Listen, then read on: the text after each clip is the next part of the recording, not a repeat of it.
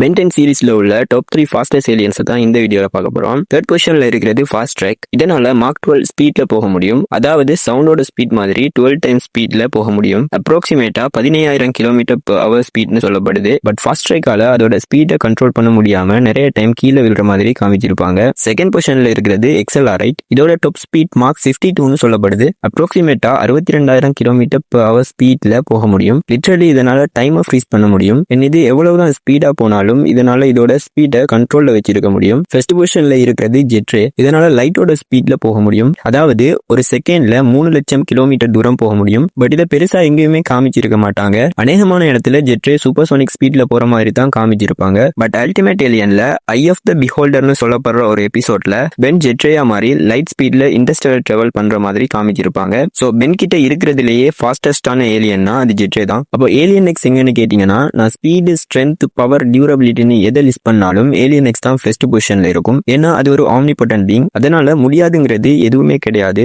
So இனி வர top 5 list வீடியோஸ்ல நான் ஏலியன் எக்ஸ் சேர்க்க போறது இல்லைன்னு முடிவு எடுத்திருக்கேன். சோ என்ன லிஸ்ட் பண்ணாலும் டாப் 1 பொசிஷனுக்கு முன்னாடி ஏலியன் எக்ஸ் இருக்குன்னு நினைச்சுக்கோங்க.